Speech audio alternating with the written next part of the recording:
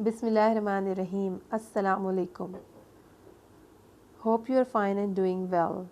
Your major course in painting is thesis, for which the course code is FINE 4125. This is lecture number 19, in which I will tell you about the development of conceptual artwork.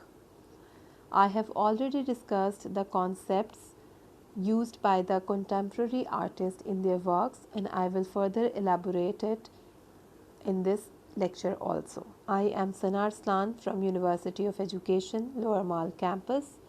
Your course outline includes thesis should represent a significant body of independent creative work. Students will be free to choose any topic of painting. The student will explain and defend the conceptual framework and process of the major thesis work as well as the project outcome. So you have to explain and defend your conceptual framework. जो भी आपने conceptual framework बनाया उसको आप explain भी करेंगे और defend भी करेंगे, और जो भी आपका प्रोसेस है आप उसको डिस्कस करेंगे. रिटन फॉर्म में भी आपने उसको सबमिट करवाना है, एंड एट द टाइम जब आप उसको एग्जिबिट करते हैं तो you will also tell about it and you will explain that as well. You will explain the project outcome also. Conceptual framework जो आप बना रहे हैं उसके अंदर कॉन्सेप्चुअल पेंटिंग्स होंगी, कॉन्सेप्चुअल आर्ट पीसेस होंगे, यूज़ ऑफ रेलिवेंट मटेरियल, जो भी मटेरियल आपको मुनासिब लगता है जिसके ऊपर आप अपना पेंट करना चाहते हैं, oil paint, water paint, acrylic paints. आपने बहुत सी टेक्निक्स के बारे में थ्रू आउट अपने सेमेस्टर्स के अंदर सीखा और उसको प्रैक्टिस भी किया. उसमें से जो भी आप समझे मिक्स मीडिया में आप कर सकते हैं, कैनवस बोर्ड का यूज़ कर सकते हैं. जो भी रेलिवेंट मटेरियल है उसके थ्रू आप अपना कॉन्सेप्ट क्लियर करेंगे, कॉन्सेप्ट शो करेंगे, and you will explain and defend that conceptual art work. Contemporary artist जिनमें से कुछ आपसे मैंने पिछले लेक्चर्स के अंदर डिस्कस किए थे और फर्दर आज भी हम जो है वो कंटेम्प्रेरी आर्टिस्ट और उन्होंने किस तरह से अपने कामों के अंदर कॉन्सेप्ट्स का इस्तेमाल किया उसके बारे में बात करेंगे. Some contemporary artist are Huma Mulji, Rashid Rana, Abdullah Saeed, Naiza H Khan, Syeda Farida Batool, Amir Habib, Arusa Nazrana, Sajjad Ahmed, Muzammil Roheel and Sara Ahmed Mumtaz. Significance of their art work is that कि इन लोगों ने पाकिस्तान का जो आर्ट है, जो पाकिस्तान की सिचुएशन है, उसको बहुत डाइवर्स तरीके से अपने कामों में पेश किया. एक बहुत वैरायटी के साथ, एक फैसिनेटिंग तरीके के साथ उन्होंने जो है वो यहाँ के जो भी उनके एक्सपीरियंसेस थे उनको अपने आर्ट वर्क्स के ज़रिए रिप्रेजेंट किया है. The fresh innovative works have attracted a great deal of international interest also. Sajjad Ahmad के काम के बारे में I will discuss. And science, philosophy, religion 4 by Sajjad Ahmad. तो सज्जाद अहमद का ये जो एक आर्ट पीस आप अपने सामने स्क्रीन पे देख सकते हैं, और ये एक बहुत different type of art piece है. यहाँ पर आपको एक विंडो नज़र आएगी, जस्ट लाइक अ विंडो, जो कि आप एयरक्राफ्ट में से अगर देखते हैं बाहर तो आपको नज़र आती है. और एयरक्राफ्ट में जो शख्स बैठा होता है उसकी जो वो सिचुएशन फेस कर रहा होता है और जो चीज़ उसको खिड़की के बाहर नज़र आती है, उन दो कॉन्ट्राडिक्टरी चीज़ों में, और वो किस तरह से उस बाहर की चीज़ को देखता है, उसके बारे में क्या सोचता है, वो कलर्स उसके लिए क्या मायने रखते हैं, वो विज़न जो एक लम्हे में बदल जाता है और उसको लम्हों में जो है वो उसका फ़ासले की दूरी को बढ़ाता जाता है, बड़ी तेज़ी के साथ फ़ासले को तय कर लेता है इंसान एयरक्राफ्ट में. वो सारी सिचुएशन को फ़ील किया जा सकता है इस वर्क को देखने के बाद. Sajjad Ahmed living and working in Pakistan. Sajjad Ahmed graduated from Beacon House National University, Lahore, Pakistan in 2007, where he was awarded with the South Asia Foundation SARC Scholarship. In a short time of 2 years, his work became successful with international curators, institutions and art buyers. Pakistan में ही रहे और यहाँ काम किया. सज्जाद अहमद ने graduate किया Beaconhouse National University Lahore Pakistan से 2007 में, जहाँ पर उन्हें South Asia Foundation SAARC scholarship भी अवार्ड की गई उसी दौरान में. And in a short time of 2 years, और बहुत कम अरसे में, तकरीबन 2 साल के अरसे के दौरान उनका काम जो है वो बहुत फेमस हो गया और international curators, institution and art buyers के दरमियान जो है वो जो है वो मशहूर भी हुए और सक्सेसफुल भी हुए। Works by Sajjad Ahmad. He primarily works with found images from the media and history and creates work that asserts his association with the decline of ideas and images in modern life. तो primarily जो है वो he was working with found images from the media के जो found images हैं उनके साथ history and create works that assets his association, और उसके साथ जो उन्होंने क्रिएट किए काम वो असर्ट करते हैं उसकी एसोसिएशन को with the decline of ideas and images in modern life. He argues that the importance or meaning of an image or a word is hardly noticed anymore and a pleasure or longing for breaking news has developed. वो argue करते हैं कि जो importance है image की या फिर किसी वर्ड की वो अब हार्डली नोटिस की जाती है, बल्कि ज़्यादातर लोग जो है वो ज़्यादा शॉक या फिर ज़्यादा इंस्पायर उस चीज़ से होते हैं which is called the breaking news. The method of converting reality into consumer items for the sake of art is further investigated by Ahmed in a number of works. Science philosophy religion 4 के बारे में मैंने अभी आपसे बात की, और इसके बाद जो सेकंड आर्ट पीस आप देखेंगे that is science philosophy religion 7 by Sajjad Ahmad.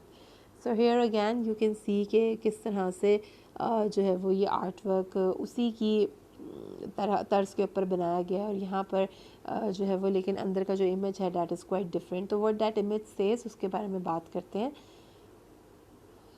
Science Philosophy Religion 7 by Sajjad Ahmed. The Science Philosophy Religion 6, 7 and 8 series depicted via archival print on inkjet paper 3 different views of the outside world from the window of an aircraft. तो यहाँ पर inkjet paper के ऊपर इन्होंने काम किया और यहाँ पर 3 डिफरेंट व्यूज़ दिखाए गए हैं आउटसाइड वर्ल्ड के फ्रॉम एन एयरक्राफ्ट विंडो. तो एयरक्राफ्ट की विंडो से जब आप बाहर देखते हैं तो वहाँ पर आउटसाइड वर्ल्ड के 3 डिफरेंट व्यूज़ जो है वो इस वर्क ऑफ आर्ट में दिखाए गए हैं.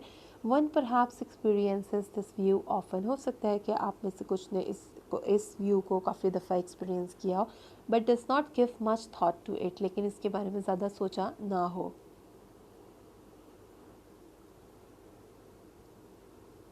However, for the traveler, it is a window to the outside world as he crosses huge spans of earth in just a few hours and traverses time zones.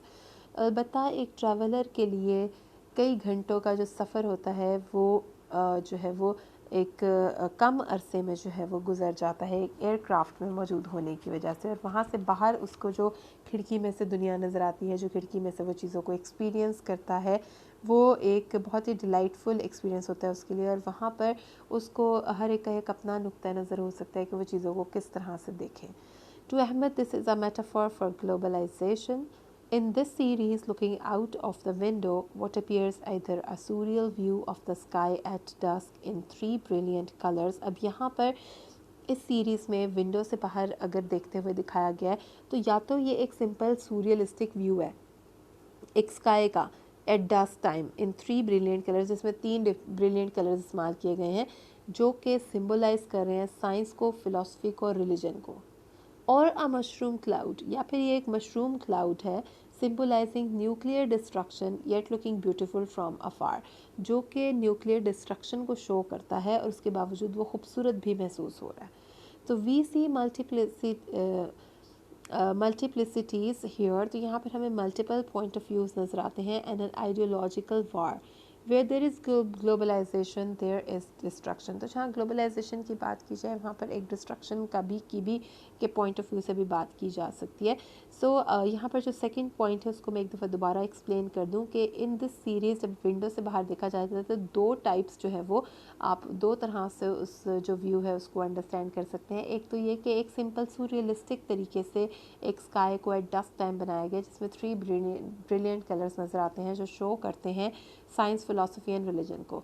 और दूसरा ये कि ये कोई मशरूम क्लाउड को शो करता है जो सिंबलाइज करता है न्यूक्लियर डिस्ट्रक्शन को और उसके बावजूद येट लुकिंग ब्यूटीफुल फ्रॉम अफार.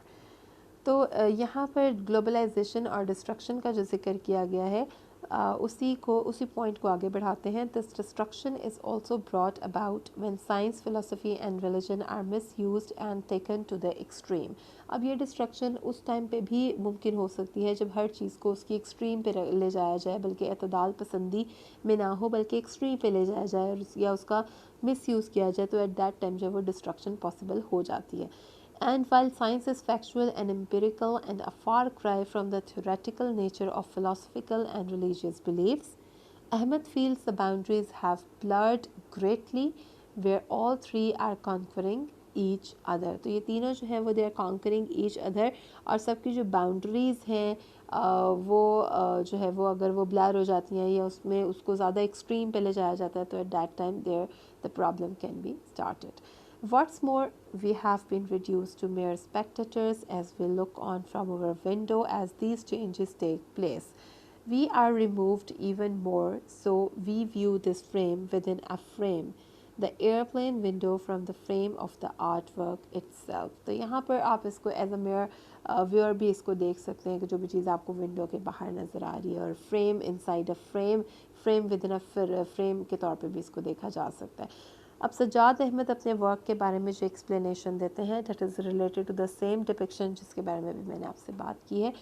तो he says this work is continuation of series with the same title, an aircraft window, a metaphor for globalization, offering an insight to a nuclear explosion forming mushroom cloud, a combination of beauty and destruction, holding symbolic value for act by higher entity. So all of these points have been discussed with you.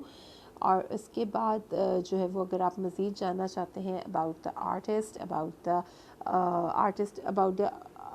The art works जो कि conceptual art works हैं, तो उसके लिए आप जो है वो ये सामने आपको जो लिंक नज़र आ रहा है उसको आप विज़िट कर सकते हैं.